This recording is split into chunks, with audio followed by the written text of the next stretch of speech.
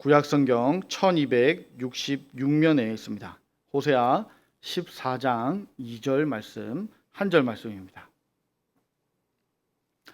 우리 한 절 말씀 같이 한 목소리로 합독하도록 하겠습니다. 시작. 너는 말씀을 가지고 여호와께로 돌아와서 아뢰기를 모든 불의를 제거하시고 선한 바를 받으소서. 우리가 수송아지를 대신하여 입술의 열매를 주께 드리리다. 아멘. 오늘 한 절의 짧은 본문 말씀을 가지고 조금 깊이 나누었으면 좋겠다 하는 생각이 들었습니다. 그럴 때 있지 않습니까? 갑자기 말씀이 떠오를 때 말입니다. 오늘 본문이 저에게 그렇게 다가왔습니다. 원래 준비하던 다른 말씀이 있었는데 갑자기 너무나 명확하게 이 말씀이 떠올라서 이 본문으로 해야겠다 하는 생각이 들었습니다. 사실 호세아 14장 1절에서 9절까지 전체를 다 다루면서 세 가지를 이야기했으면 좋겠다 했는데요. 오늘은 그 중에서 한 가지만 조금 더 깊이 묵상해 보려고 합니다. 먼저 이런 질문을 한번 드려보고 싶습니다. 하나님께서 우리에게 우선적으로 요구하시는 제사는 어떤 제사일까요? 하는 질문입니다. 사실 너무 쉽죠? 예.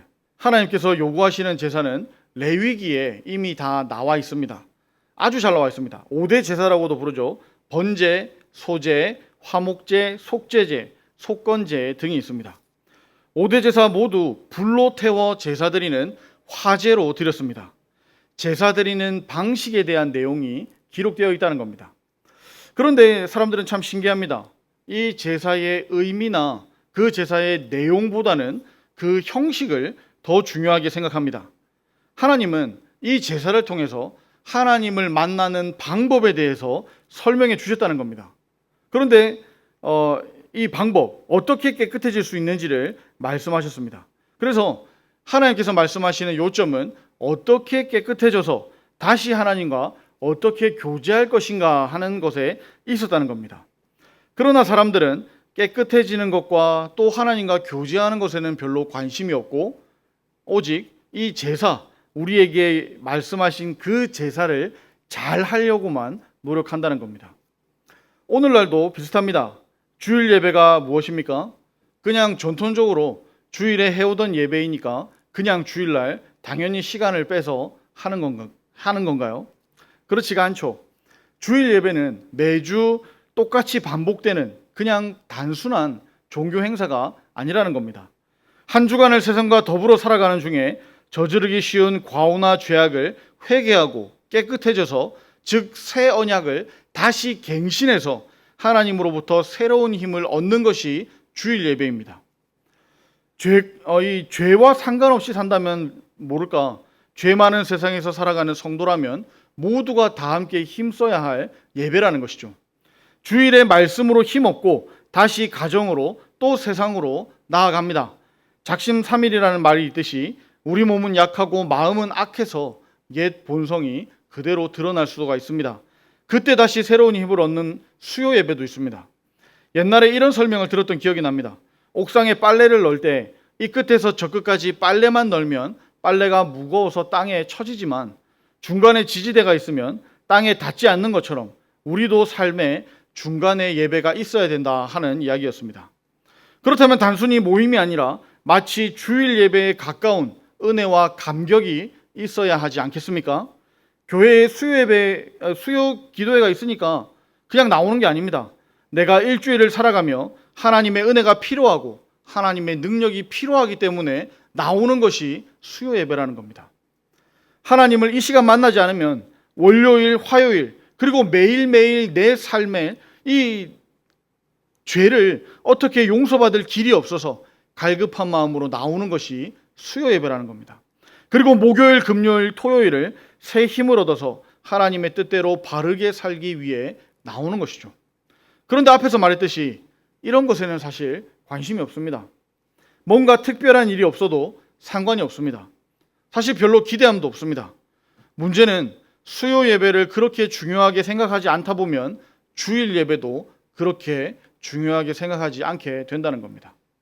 사실 모든 예배가 중요한데 수요일과 주일을 나누어 생각하다 보니 경중을 따지게 되고 예배를 경중으로 판단하다 보니까 결국에는 주일 예배도 별로 중요하다고 생각하지를 못한다는 겁니다. 우리의 예배가 그렇지는 않은지 돌아봐야 합니다. 우리가 특별히 못나서 그런 게 아니죠. 사람의 본성이 내용보다는 그 형식을 더 중요하게 생각하기 때문입니다. 이러한 우리를 아시는 하나님께서 호세아 선지자를 통해 바른 예배에 대해서 교훈하고 계십니다. 우리 다시 한번 본문을 읽었으면 좋겠는데요. 호세아 14장 2절 다시 한번 읽어보겠습니다. 시작.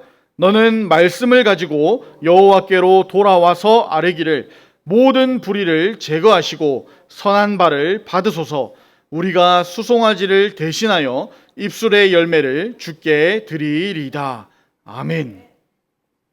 이스라엘 자손들이 하나님께로 돌아올 때 가져야 할 올바른 자세에 대해서 말씀하고 있습니다.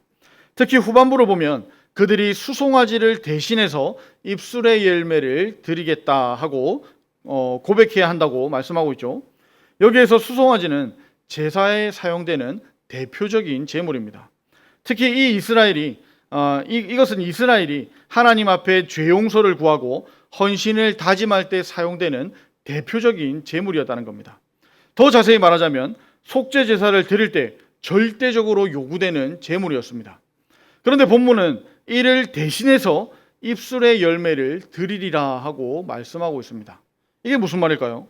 말 그대로 속죄한다는 명분으로 드릴 수송아지를 그들이 맺는 입술의 열매로 대신하라는 말씀입니다.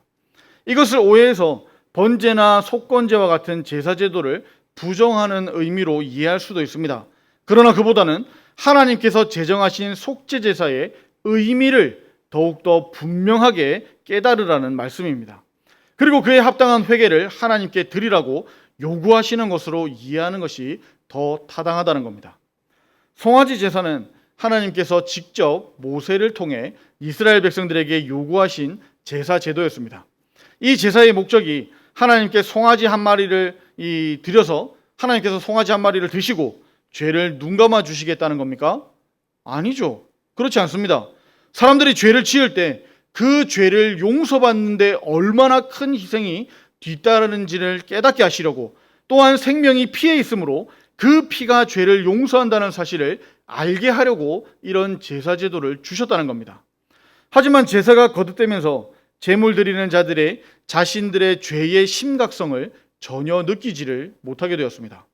오히려 자신의 죄에 대한 죄책감을 보상받으려는 방편으로 만들어 버렸다는 겁니다. 하나님께 잘못을 하면, 내가 죄를 지으면 하나님으로부터 영원히 버림을 받을까 하는 두려움이 사라졌다는 겁니다. 하나님께 잘못해도, 죄를 지어도 이제는 송아지 한 마리면 해결이 되었다는 것이죠. 더 이상 죄에 대한 두려움이나 하나님의 진노를 피하고자 하는 절박함은 사라졌습니다. 타성에 젖어서 형식적인 예물을 드리고 용서하시는 은혜에 대한 감사하는 마음은 없어졌다는 겁니다. 오히려 이 정도면 되었다 하는 안도감과 함께 앞으로는 이제 괜찮다라는 마음만 있다는 것이죠. 이런 제사를 하나님께서 받으시겠습니까? 결코 받지 않으실 겁니다. 이렇게 한번 생각해 볼까요? 제가 최전방인 GOP, 즉 군사 경계선에 근무할 때 있었던 일입니다. 쉽게 말하자면 또 넘어가면 이제 북한인 것이죠. 여기에 근무하는 군인들은 정말 힘듭니다. 일단 이 같이 생활하는 군인들 말고는 다른 사람이 없어요. 물론 다른 사람이 있으면 그게 더 문제긴 하죠. 이 민간인 통제구역이잖아요. 여기 돌아다니는 사람은 군인 빼면은 다 북한 사람이니까 사람을 만나면 안 되긴 합니다. 어쨌든 밤낮 없이 이 철책을 24시간 지켜야 되기 때문에 육체적으로도 피곤하고 정신적으로도 피곤합니다. 이런 환경을 잘 알기 때문에 매일 새벽에 불시 점검을 갑니다. 잘 근무를 서고 있는지, 자고 있지는 않은지, 어떻게 근무하는지를 보러 가는 것이죠. 보통은 이 잘하고 있나 잘못하고 있는가 이런 것을 보러 가는 것이지만 저는 항상 초코파이를 챙겨갔습니다. 그래서 잘하는 사람에게는 초코파이를 주면서 칭찬을 하고, 못하는 사람에게는 초코파이를 주면서 더 잘하라고 위로하고 격려를 했었습니다. 그랬더니 처음에는 굉장히 고마워하죠. 원래 근무 시간에는 먹을 걸 못 가져가거든요. 그런데 이것을 주니까 더 고마워하고 더 열심히 하려는 모습도 보였습니다. 그런데 이게 시간이 가면 갈수록 주는 것에 대한 감사는 적어지고 더 좋은 것을 요구합니다. 이 초코파이 말고 다른 건 없나요? 초코파이만 먹으니까 목이 막히니까 음료수도 같이 줬으면 좋겠어요. 그런 모습을 볼 때 어떻겠습니까? 초코파이도 주기 싫죠. 그저 감사하는 마음으로 근무를 잘 서면 되는 건데 근무는 뒷전이고 더 좋은 것을 기대하니까요. 하나님은 우리가 회개하면 우리에게 죄 용서를 주실 마음이 있으십니다. 준비가 다 되어 있습니다. 그러나 진심이 없이 이 송아지만 계속 잡는다면 하나님께 무슨 소용이 있겠습니까? 그렇게 송아지를 받지 않으신다면 반대로 우리에게 죄 용서함이 있겠습니까? 죄 용서함을 주시지 않으면 우리는 어떻게 될까요? 하나님은 완전하신 분이시며 죄를 싫어하시는 분이십니다. 그렇기에 하나님께서 우리의 죄를 용서해 주시지 않는다면 우리는 하나님과 영원히 끊어지는 끔찍한 상태가 되어버릴 겁니다. 오늘 본문은 이것을 뒤늦게라도 깨달은 이스라엘에게 회개하여 다시 하나님께로 돌아오라는 말씀입니다. 돌아올 때 형식에 치우친 제사가 아니라 하나님께서 기뻐하시는 제사를 드려야 한다고 말씀합니다. 전에는 그저 좋은 송아지만 골라 바치면 모든 것이 다 된다고 생각하고 정성과 진실이 없는 이 도살만 했을지라도 앞으로는 자신들의 행동을 하나님의 말씀 앞에서 돌아보고 이와 함께 합당한 입술의 열매를 올려 드려야 한다는 말씀입니다. 그렇다면 합당한 입술의 열매는 무엇이겠습니까? 곧 하나님의 은혜에 대한 깊은 감사와 찬양 아니겠습니까? 우리는 이러한 성경의 가르침을 통해서 우리가 하나님께 바쳐야 할 제사가 무엇인지를 배웁니다. 하나님은 은혜로 죄 용서를 받을 때 하나님의 은혜로 죄 용서를 받을 때 가장 필요한 것이 무엇입니까? 살이 포동포동한 송아지일까요? 아니면 입술의 열매, 즉 감사와 찬양일까요? 당연히 감사와 찬양입니다. 이 감사와 찬양을 위해서 먼저는 하나님의 은혜를 바르게 알아야 합니다. 용서하시는 은혜가 없으면 우리가 어떻게 감히 하나님 앞에 설 수가 있겠습니까?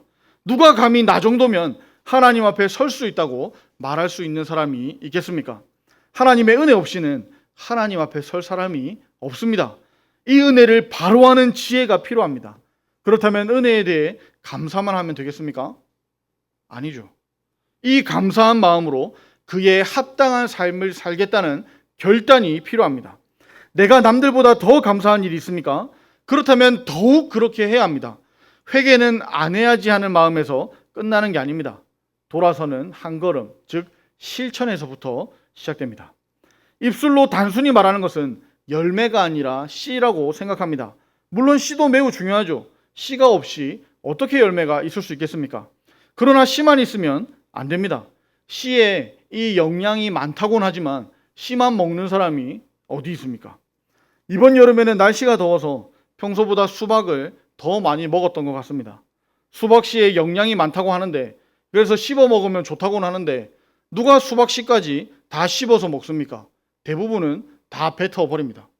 어쩌면 씨는 씨 자체만으로는 아무것도 아닌 것이죠. 열매를 맺어야 하는 겁니다. 그러나 그냥 열매가 맺어집니까? 수고하고 땀 흘리고 노력해야 열매가 맺어집니다. 더 수고하고 더 땀 흘리고 더 노력하면 더 좋은 열매를 맺지 않습니까? 앞에서 다른 사람보다 많이 감사한 사람은 더 많이 합당한 삶을 살아야 한다고 말씀드렸습니다. 혹시 다른 사람보다 감사할 것이 적은 사람이 있다고 생각하십니까? 나는 다른 사람보다 감사할 것이 적다고 생각하시는 분이 계십니까? 예수님은 적은 일에 충성한 종에게 더 큰 일을 맡기시는 분이심을 기억할 수 있었으면 좋겠습니다. 그래서 적은 것으로 크게 감사하셔서 더 칭찬받고 더 풍성한 은혜가 있었으면 좋겠습니다. 하나님께서 우리에게 가장 원하시는 회개는 송아지가 아닙니다. 진심입니다. 하나님은 우리의 진심을 원하십니다. 그리고 그 진심으로 시작된 삶의 변화, 삶의 열매를 원하십니다. 만약 이 말씀을 들으며 습관처럼 되어버린 죄가 떠오르는 것이 있으십니까? 교회에서 천사보다 거룩해 보이는데 운전할 때는 사탄보다 더 악해 보여. 찬양할 때는 은혜롭게 잘하는데 세상 노래는 더 잘해. 위로하고 격려하는 말을 정말 잘하는데 상처 주고 욕하는 건 더 잘해. 기도 잘하는데 밖에 나가면 거짓말을 더 잘해. 예배를 사모하고 기도로 준비하는데 예배를 마치는 걸 더 좋아해. 이래서야 되겠습니까? 교회 안에서 결단하고 교회 밖에서는 우리는 실천해야 됩니다. 물론 교회 안에서 실천해야 될 것도 많이 있습니다. 그러나 기억해야 할 것이 하나 있죠. 우리가 예배하는 하나님은 이 예배당에 갇혀 있는 분이 아니라는 사실입니다.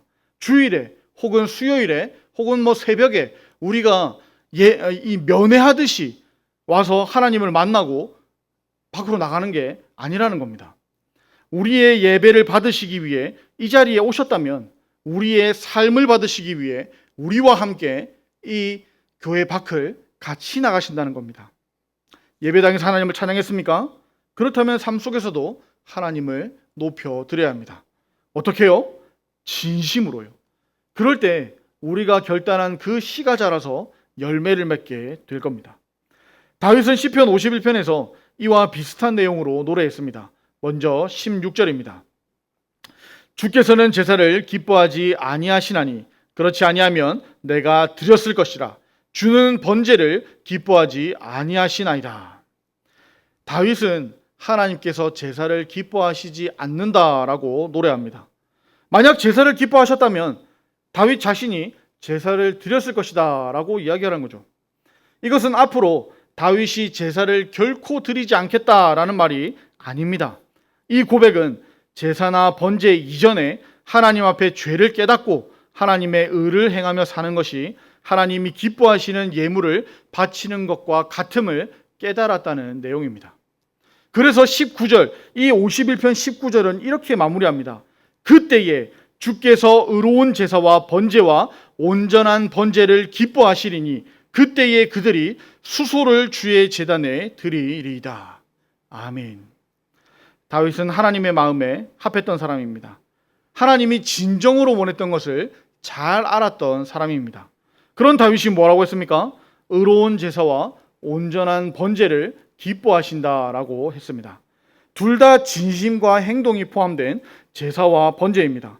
우리도 예배 때 합당한 제물을 가지고 하나님 앞에 나옵니다. 소나 양, 염소와 같은 제물을 말하는 것이 아니죠. 우리의 삶의 자리에서 열심히 땀 흘려 얻은 소득 중 11조와 감사의 제물을 말하는 겁니다. 이웃을 위한 구제와 나눔의 예물도 드립니다.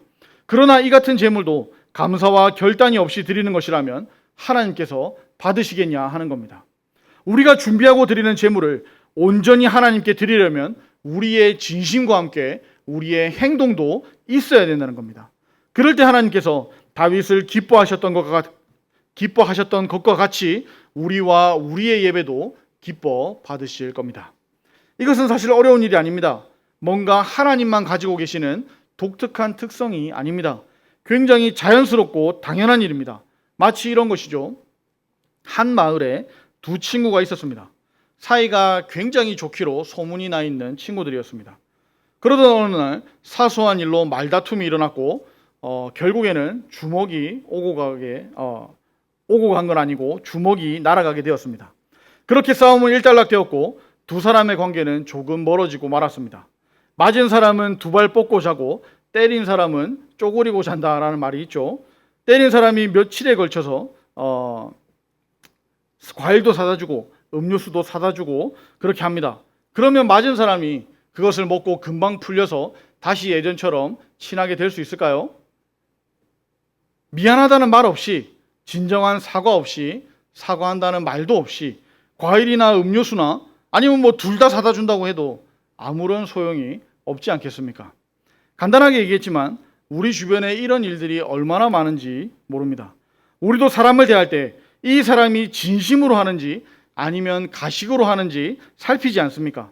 그러다가 진심이라면 그것을 인정하고 받아들여도 가식이라면 더욱 철저하게 그 사람을 무시하지는 않습니까? 실제로 많은 경우에 자신이 받은 상처에 대해서 보상보다는 진심 어린 사과를 요구하는 경우가 많이 있습니다. 우리들도 진심과 가식을 판단하는데 세상의 창조주시오 세상의 주관자이신 하나님께서 우리의 마음을 감찰하시고 분별하지 않으시겠습니까? 하나님께서 분별하실 때 여러분은 칭찬받고 싶으십니까? 아니면 철저하게 무시당하고 싶으십니까? 당연히 칭찬받고 은혜받고 힘입어서 세상에서 더 잘 살아야 하지 않겠습니까? 하나님께서 다윗만 사랑하십니까? 아니죠. 오늘도 진심으로 예배하는 한 사람을 찾고 계십니다. 바로 그 한 사람이 되고 싶지 않으십니까? 이번에도 대한민국이 월드컵 본선에 진출했다고 합니다. 본선에 진출했으니 참 잘했다. 이제 본선 갔으니까 본선 가서는 다 줘도 상관없다 라고 말하는 사람이 있습니까? 없죠. 이제 본선 갔으니 앞으로 본선에서 1승 한번 해보자, 16강 한번 가보자, 우리 우승 한번 해보자 라고 말하지 않습니까? 월드컵에 나간 것만으로 만족하는 사람이 누가 있습니까? 여러분, 우리는 하나님을 알게 됐고 하나님을 믿게 됐고 예수님으로 구원을 받았습니다. 그러면 이제 구원 약속을 받았으니 천국 갈 때까지 내 마음대로 살아도 된다 라고 말하는 사람이 있겠습니까? 이왕 교회 다니고 이왕 예수님의 제자가 되었다면 성령을 받아서 더 큰 은혜 받기를 원하지 않겠습니까? 우리가 살고 있는 이 마지막 시대에 하나님께서 한 명의 예배자를 찾으시는데 바로 내가 드리는 찬양과 기도와 예배를 받으시기 위해서 하나님께서 샘물교회로 찾아오신다면 얼마나 큰 기쁨입니까? 또 우리에게 얼마나 큰 영광입니까? 오늘 예배에 그리고 앞으로 오고 오는 모든 예배에 하나님이 찾으시는 그 주인공이 되는 저와 여러분이 되었으면 좋겠습니다. 진심으로 하나님께 기도하고 진심으로 결단하여 거룩함으로 살아가서 열매를, 이 성령의 열매, 의의 열매, 하나님께 드리는 이 합당한 열매를 많이 맺으시는 저와 여러분들이 되기를 축복합니다. 오늘 말씀을 정리하겠습니다. 오늘 이렇게 호세아 선지자의 선포를 통해서 우리가 들어야 할 하나님의 말씀을 들었습니다. 그것이 무엇이었습니까? 진심 없는 회개는 하나님께서 받지 않으시니 진심으로 회개하라는 거였습니다. 그리고 진심으로 회개했다면 삶으로 그 열매를 나타내고 그 나타난 열매를 하나님께 드리라는 거였습니다. 그러나 이 호세아 선지서를 어떻게 끝맺고 있는지 아십니까? 기억하십니까? 결론부터 말씀드리자면 호세아 선지자가 선포했듯이 이렇게 회개해서 하나님의 심판을 피하지를 못했습니다. 하나님께서 돌아오라고 외치셨지만 이스라엘은 끝끝내 돌아오지 않았다는 겁니다. 그럼에도 하나님께서는 이 교회 역사를 보시면 다시 이 이스라엘을 구원하시고 다시 회복시키셨습니다. 이건 역시 하나님의 은혜죠. 오늘 들은 호세아 선지자의 선포대로 우리도 살지 않을 수도 있습니다. 어쩌면 이렇게 살지 못할 수도 있습니다. 그러나 하나님의 마음을 진심으로 이해하는 한 사람이라도 있었으면 좋겠습니다.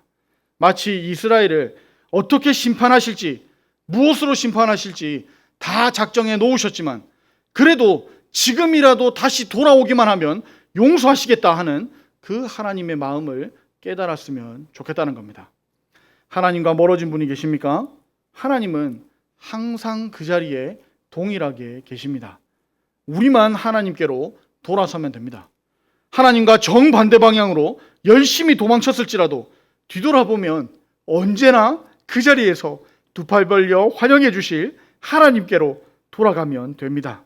하나님의 뜻대로 하나님과 동행하는 저와 여러분들이 되었으면 좋겠습니다.